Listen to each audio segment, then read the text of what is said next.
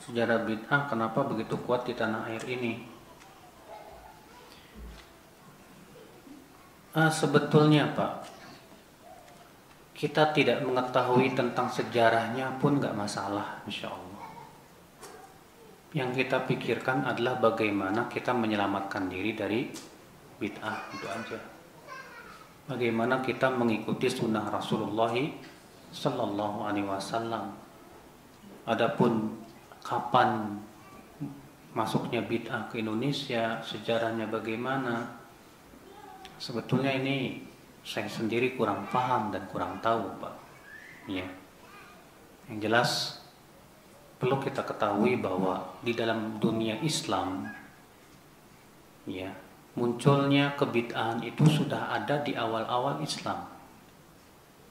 Di zaman Ali bin Abi Thalib muncul itu bid'ah Syiah dan Khawarij. Kemudian di zaman Ibnu Umar muncul bid'ah Qadariyah yang menolak adanya takdir. Kemudian muncul lagi Mu'tazilah, muncul lagi ya Jahmiyah, muncul lagi terus. Yang kemudian ya ada suatu masa di mana dunia Islam dikuasai oleh orang-orang yang punya pemikiran yang rusak.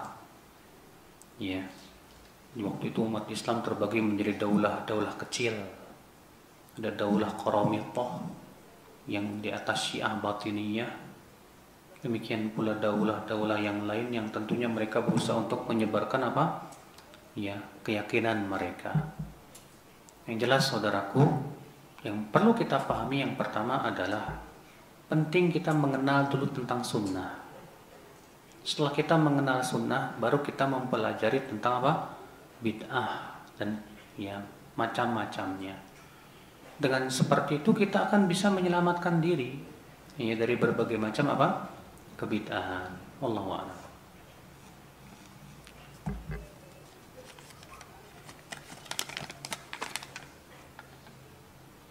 Hafalan Al-Quran itu hafalnya harus seperti hafal surat Al-Fatihah dari awal atau bisa mulai dari akhir surat, atau cukup sudah hafal aja ya Ustadz tapi lupa. Kalau lupa sih namanya nggak hafal atuh Pak. Ya.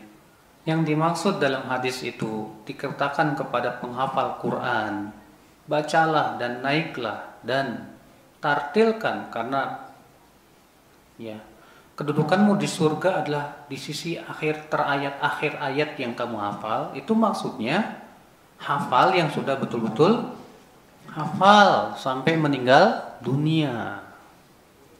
Adapun kalau misalnya pernah hafal kemudian lupa, ya, maka itu tidak dianggap. Tetap kita dapat pahala atas karena dulu kita menghafal.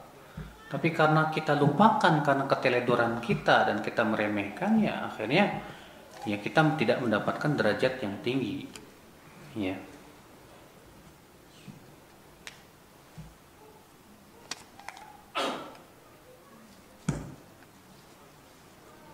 Bagaimana kalau wanita diancam diperkosa? Bolehkah ia bunuh diri? Ya nggak boleh tuh.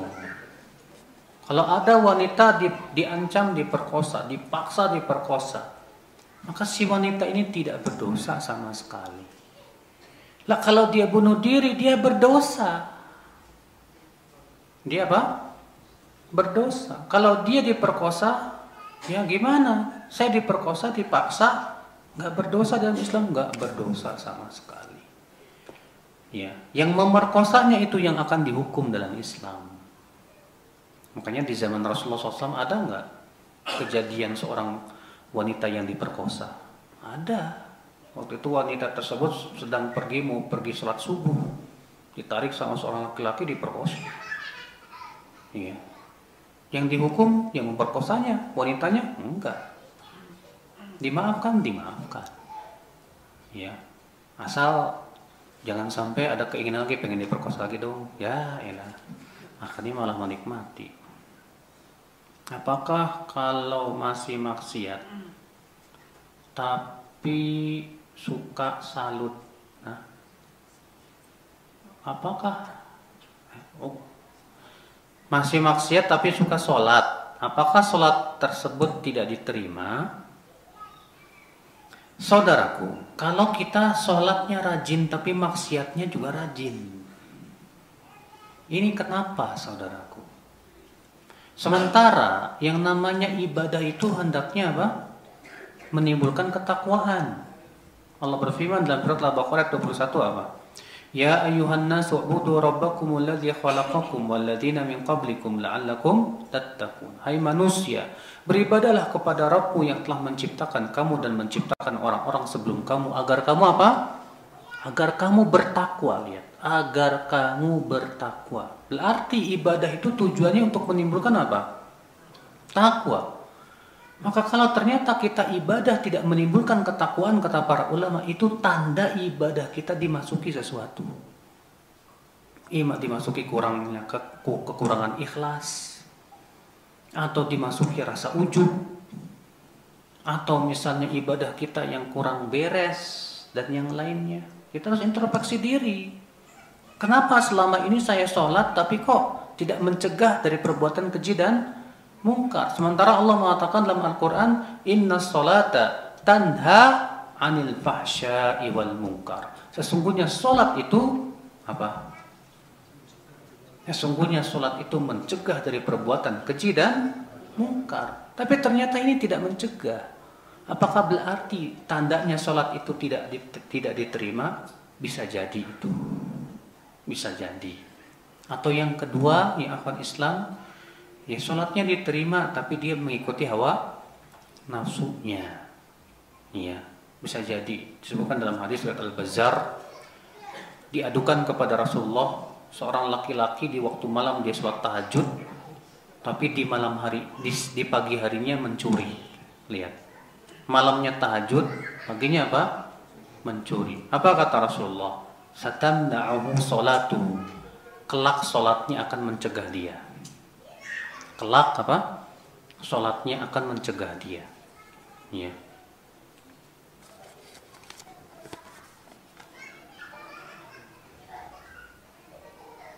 Terkadang muncul di hati rasa akan terjadi sesuatu, seperti gelas yang ditaruh oleh anak, atau ketika akan bepergian ada sesuatu yang akan terjadi. Apakah perasaan ini termasuk sikap tatoyur dan rasa was-was dari setan? Tapi diabaikan malah terjadi, Ustaz. Ya. Artinya kalau ada firasat di hati, kayaknya bakalan terjadi sesuatu. Ternyata apa?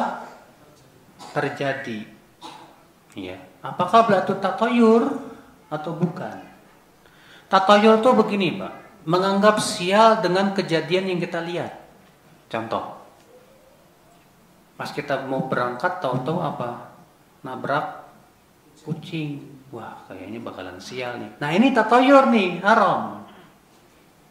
Tapi kalau kita mau berangkat, tapi kok ada firasat akan ada sesuatu yang terjadi. Tapi kita tetap jalan. Ternyata apa? Terjadi. Yaitu namanya firasat. Bukan apa? Bukan tatoyur. Iya.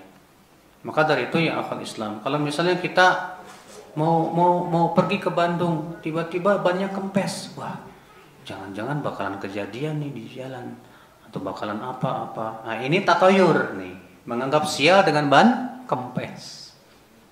Nggak boleh. Iya. Maka yang seperti ini tidak boleh mencegah kita. Makanya kata Ibnu Mas'ud apa? Wa ma minna illa walakinnallaha yudhibu bitawakkul. Semua kita pasti terkadang ada apa? Perasaan tatoyur di hati. Tapi Allah menghilangkannya dengan cara apa? Kita bertawakal kepada Allah Subhanahu wa taala. Ya, jadi ini Bapak sekalian.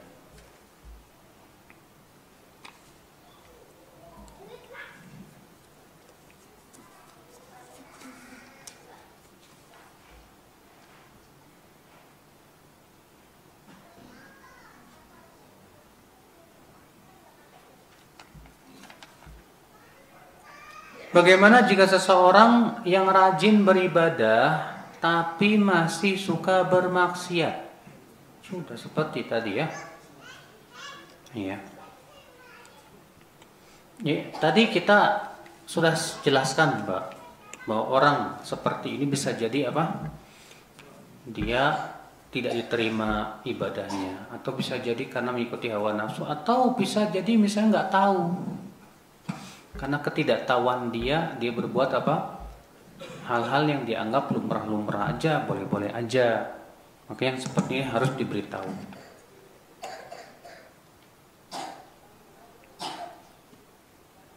Apa hukumnya seorang muslim menyekolahkan anaknya di sekolah Nasrani? Apa nggak khawatir anaknya diajarin akidah-akidah yang nggak benar?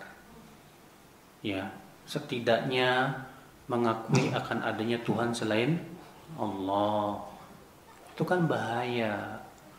Seorang mukmin itu, Pak, menjaga akidah anak melebihi segala-galanya. Lihat ketika Nabi Yakub mau meninggal dunia, ya, apa yang Nabi Yakub tanyakan kepada anaknya?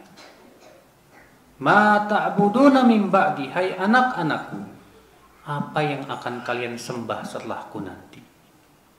Nabi Yakub tidak nanya, ma ta'kuluna min ba'di, apa yang kalian makan setelahku? Tidak. Nabi Yakub bertanya, apa yang kalian sembah nanti setelahku? Nabi Yakub khawatir anak-anaknya jatuh kepada apa? Syirik. Apa antum nggak khawatir? Ya, antum sekolah kan di sekolah-sekolah yang notabene ternyata mengajarkan apa? Kesyirikan misalnya. Apa nggak khawatir agamanya ini? Ya, dia tumbuh di atas akidah yang ternyata ya syirik jelas. Kalaupun ia wafat di atasnya, kekal dalam api neraka gara-gara orang tuanya. Ya, kelak nanti si anak ini akan minta pertanggungjawaban di hadapan Allah. Ya, orang tuanya itu dulu yang menyekolahkan saya di tempat itu. Gara-gara saya sekolah di situ, saya tidak paham tentang hakikat agama Islam, dinul Islam dan yang lainnya. Ya, ngeri itu orang tua kayak gituan tuh, Pak. Ya, nggak punya tanggung jawab ya terhadap anak-anaknya.